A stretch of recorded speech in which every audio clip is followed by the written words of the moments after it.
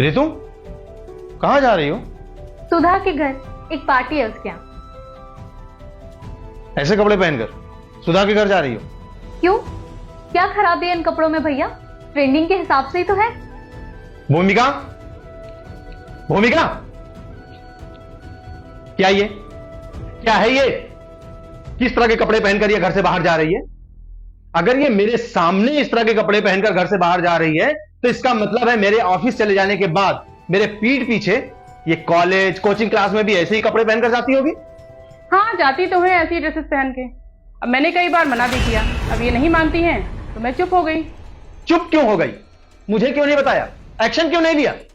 हाँ, अभी कुछ बोल दूं तो लोग यही कहेंगे, बिन माँ बाप की बच्ची है, भैया भाभी ने जुल्म ढा रखा है इनके ऊपर, इनको खुद नहीं समझना चाहिए।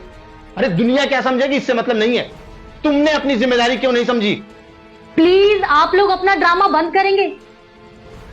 इतना इशू क्या है और क्या खराबी है इन कपड़ों में भैया? खराबी? अरे इस ड्रेस में अच्छाई क्या है? तुमने कभी अपनी भाभी को भी ऐसे ड्रेस पहने हुए देखा है? कम ऑन भैया, भाभी ऐसे कपड़े पहनेंगी? ऐसे कपड़े पहनने के लिए ना फिट बॉडी चाहिए, मेंटेन फिगर चाहिए। ऐसे बेडोल शरीर के लिए ये कपड़े नहीं है। रितु, क्या कर रहे हैं आप? रुक जाइए।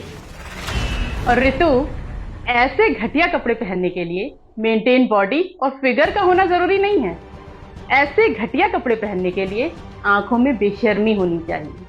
ऐसे घटिया कपड़े पहनने के लिए अपने घर वालों से बेइंतहा नफरत करने वाली सोच होनी चाहिए। ऐसे घटिया कपड़े पहनने के लिए अपने भैया भाभी, अपने माँ बाप की इज्जत सरेआम बाजार में लुटा देने के लिए वो ठसक और वो जिद चाहिए, जो मुझ में नहीं है। भाभी, आप हद से ज्यादा बोल रही हैं। और भैया, मैं ऐसे ही कपड़े पहनूंगी, आप मुझे रोक टोक नहीं सकते। रोक टोक नहीं लगा सकता हूं? मैं तुमको 2 थप्पड़ भी लगा सकता हूं, समझ गई?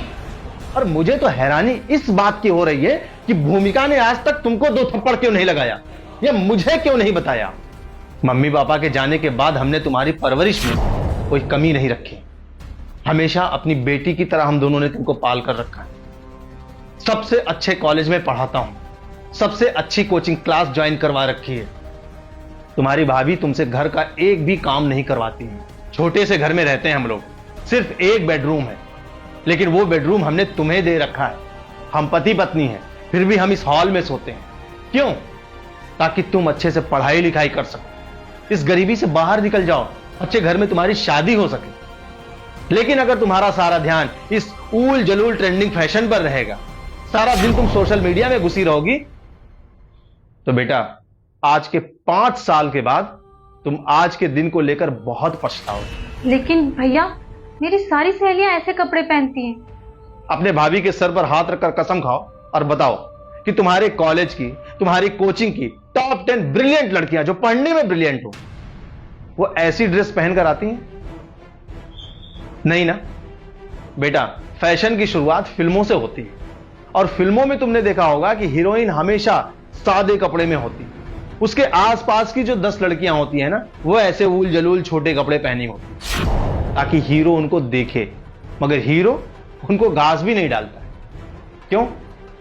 क्योंकि सादगी अपने आप में एक आकर्षण है, उसे किसी बनावट की जरूरत नहीं है। तुम अच्छी लगती हो, खूबसूरत दिखती हो, हमने तुम्हारे लिए और भी ड्रेस खरीद कर रखी है, उसको पहनो, उसमें तुम और भी अच्छी लगोगी। मुझे एक बात बताओ, तुम ऐसे कपड़े पहनकर बाहर जाओगी, सड़क पर बैठे हुए छिछोरे तुमको देखकर सीटी बजाएंगे, बेवजह आकर जबरदस्ती तुमसे टकरा जाएंगे और फिर सॉरी बोलेंगे।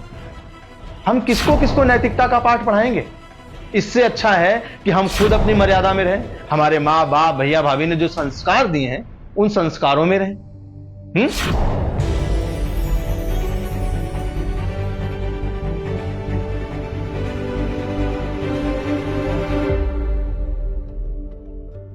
भूमिका, छोटी बहन, छोटी ननंद, ये बेटी के समान होती है, और बेटियों को सही संस्कार देना मां बाप का कर्तव्य है।